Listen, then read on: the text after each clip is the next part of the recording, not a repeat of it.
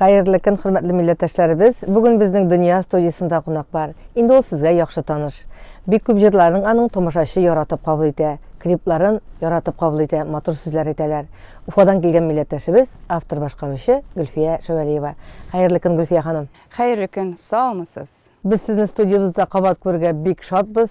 Mana Ufa Qozon arası ellerini yirak түгел, bit ko'ngilini tilak bo'lgan kishiga, aralashirga, uchrashirga tilagan kishiga mana siz kelgan sayin motor yangilik, motor kuchtanash bilan kelasiz.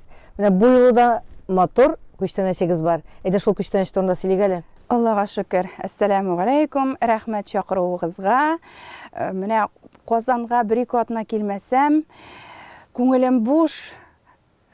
Нәрсәдер җитми, билет алам да тиз генә утырып китәмен. Аллага шөкер, монда килеп төшер урыным бар. Шул кадәр рәхмәт, әлдә сез бар. Казанга килсәң инде, күңел тулып, илһам артып китә. Менә өчен күчтәнәш белән киләм. Казанда Татар юлы дигән җыр язган идем. 1-2 сәгатьтә язылды ул, Аллага шөкер. Әле шушы көннәрдә аның клибының соңгы кадрлары эшләнеп бетелеп бара, Аллага шөкер.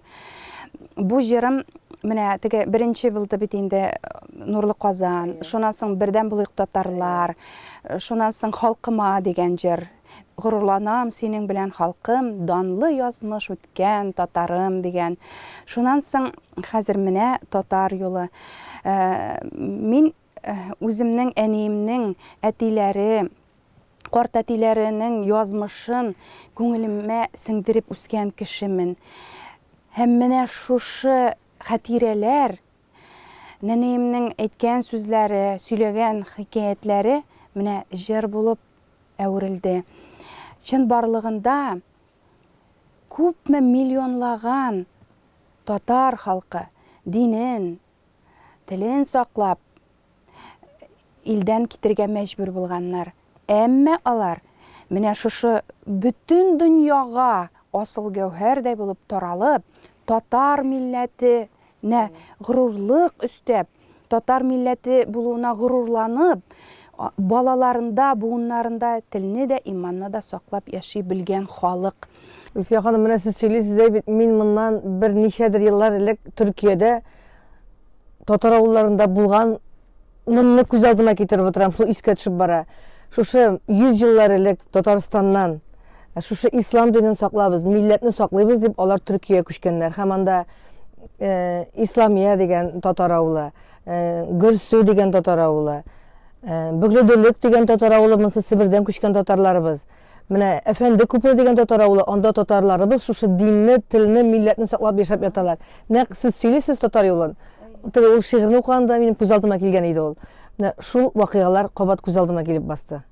Менә бит без бер уй белән, беләсезме, хәзер безнең Башкортстанда да татарлар бик күп, без бергә аралашып яшибез, тамырларны онытмыйбыз.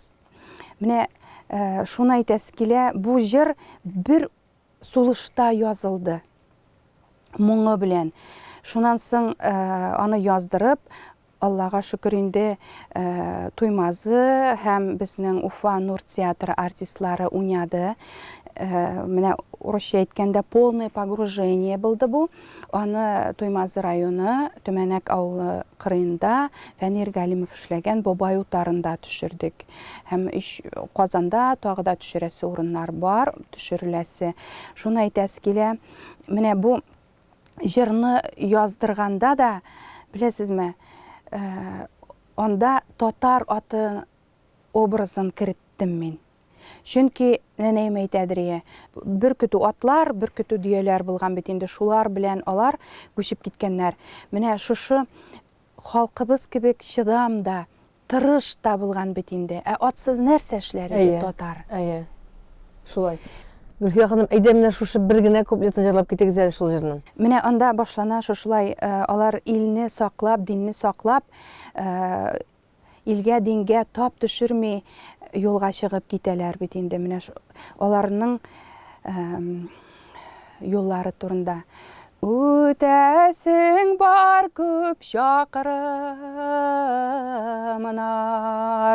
диңгезләрне, тауларны. Раббым үзең сакласаңчы, юллар үткән татарны.